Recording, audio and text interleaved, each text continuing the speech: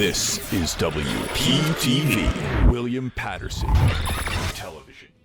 Welcome back to the desk. Both the Pioneer baseball and softball seasons have finished, and here with me to recap everything that happened on both diamonds this season is Daniel Karp, Andrew Ballistreri, Michael Milligan, and Tyler Cooper. Guys, the baseball team had not exactly the season they wanted this year, all across the board. But despite being third in the NJAC and home runs, they didn't hit very well.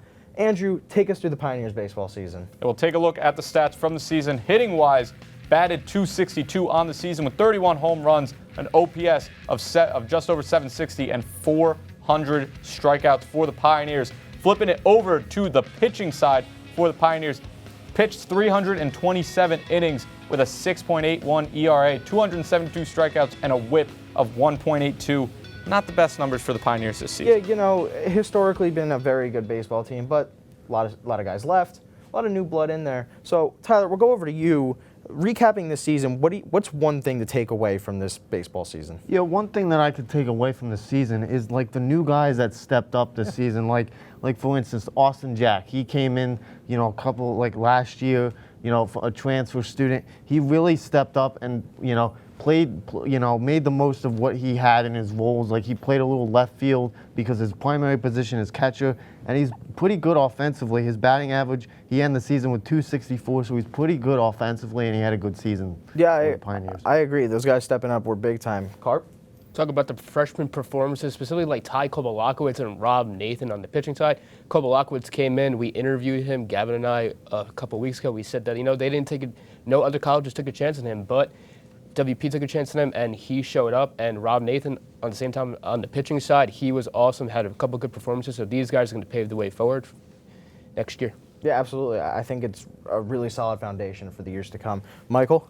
Honestly, I think one of the main issues that the team actually had was dealing with their errors. They had 70 errors the entire season. They played 38 games. I mean, it's just a problem that's all over the place for that team. So I think it's got to fix that up for next season. Absolutely. Ballistreri, finish us off. I really like the quality pitching we saw to some people, and the number, it's kind of skewed, 6.81, but Ian Metziger had a really solid season his senior year, 3.67 ERA. Chase Geisler, Darmani Rivas backed him up, both sub 5 ERAs, and then Neil Talavera and, as you mentioned, Robert Nathan both held their own in the pen, also both had sub 5 ERAs this year. Absolutely. I mean, like you said, like everyone said, new guys, the errors need to be fixed, and just the pitching was really good. But like you guys said, both you, Coop, and you, Karp, the Pioneers saw many new guys step up like Ty Kobalakowicz, Rob Nathan, and even more people. And, next year the team is going to look a lot different, where it's going to look a lot younger, even younger than this year somehow. So, Bally, we'll start with you. What does the team need to do to get back on top of the NJAC next season? Extra base hits. 2024 was their lowest extra base hit total in the last 5 seasons. Had 108 extra base hits, 67 of those doubles, 31 homers. 2023 we saw 148 extra base hits when they had 103 doubles just by itself. 2022 191. They had 51 homers that year. This team, it's a young team. They're going to start to get going, but they need to get extra base hits more often next year. Absolutely, extra base hits are going to win you games. Tyler, we'll move on to you. Yeah, I got to say, driving in runners in scoring position, because that is always a crucial part. And what Bally was saying, when you get an extra base hit, you gotta drive that runner in, because those runs are important, and you gotta make sure that you capitalize and get those runs in. Absolutely. I mean, like you said, extra base hits will drive runners in. So, Karp, we'll move over to you. Talk about putting the ball in play. We saw this team strike out way too much this year, 400, as Bally mentioned before, and 67 extra base hits, and the slugging percentage was under 4 this year, which is not that good in this level of college baseball. So putting the ball in play, driving runners in, this is what this team needs to do to succeed going forward. Absolutely. Michael? I think they really need some effective deep game pitching. That's been a struggle. They start off hot, and then somewhere on the 4th, 5th inning, they start really letting all these runs in. They keep pitchers in too long, and they get 6 runs hit on them. So I think you got to be effective with that next season, getting deeper and knowing when to pull out people when at the right time. Yeah, and those are all things that are going to come with even more experience. So for a young team, it's going to be good. We're going to see an improvement, I know for sure. But moving over to the softball side, that team is going to be without a handful of their players next year. Players like Grace Gaskill. You've got players like Gianna Mulatto, Haley Weinberger, Caitlin Monahan. So, Karp, we'll start with you. Take us through the softball season this past year. Well, let's head over to the softball team this year. Hitting-wise, the team had .261, just take a below baseball, 4 home runs, an OPS of just about 645 and 161 strikeouts. And then we're going to go over to the pitching side, which is very thin this year. 199 innings pitched, an ERA of 5.69, 70 strikeouts, and a whip of 1.9. Yeah, you know, softball team, again, not the season they wanted, especially for the seniors moving on. But, Michael, we'll start with you. What Pioneer do you think needs to step up on the softball team? I think it has to be the junior now, senior next year, Courtney Schwark. She had a 216 average last season, 32 games played with 28 of them starting.